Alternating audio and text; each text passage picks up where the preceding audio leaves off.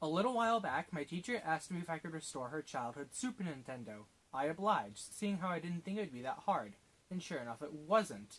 This process was a little bit time-consuming, however, as I will get into. It also led to me getting several other systems, which you'll be seeing videos on in the future. I don't have pictures, but on my first attempt to start the system with a game, the screen was black. The power LED was on though, so that was a good sign. The fact that the light was on told me the obvious answer. The system was fine, but the games are too dirty to read. Some Q-tips and rubbing alcohol later, and as I had guessed, it worked fine. Of course, that's not a restoration. This thing was still really yellow. There was also plastic rattling around inside of the unit. $5 and 2 days later, Nintendo's annoying security bit was in my mailbox. My friend was sleeping over that night, so him and I opened it up. I swear, there was enough dust in there to choke an infant. It was disgusting. We also found large chunks of plastic, presumably the machine had been dropped. We took some cleaning wipes and began cleaning it a bit.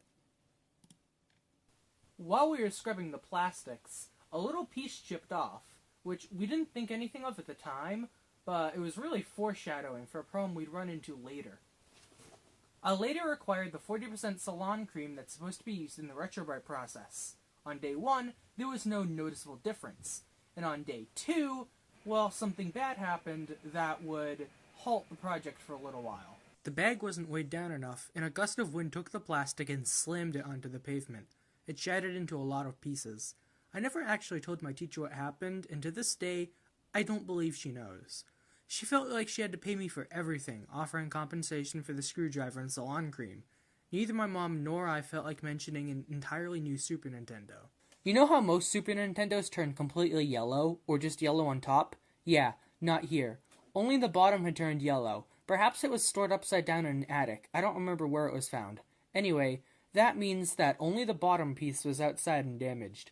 On eBay for about $10, I got another system, listed as not working. This one was only yellow on top. Sounds simple, right? Swap the bottoms and have an all-gray Super Nintendo. Well, long story short, this is where I learned about the difference between the launch-era Super Nintendo and later versions.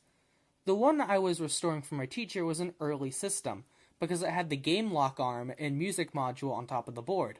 The one from eBay was a later version, no game lock arm and an integrated music chip. Turns out these different machines use different plastic molds. The board and top plastics didn't fit onto this new bottom piece. As barbaric of a solution as it is, I got my X-Acto knife and cut out the pegs that gave me trouble. Eventually, I had a Super Nintendo in great cosmetic condition and working order. And one, not so much. I printed up a troubleshooting guide and wrapped everything up to give back to my teacher.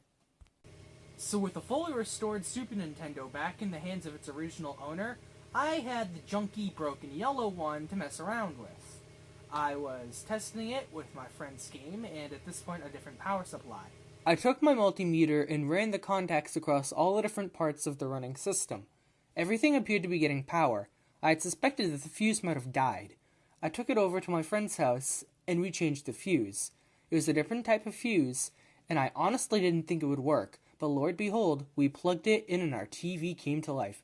By this point in time, the system was mostly exposed through a giant hole, as yellow as Bart Simpson, and the power supply was now a different rating and soldered to the board.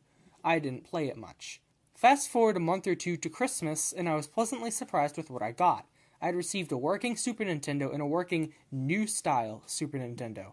I really didn't need 3 different Super Nintendos, though, so I asked my friend if he wanted one. He had also helped me get a game for the system. Surprisingly, he went for the junk yellow one. We're putting it back together one piece at a time.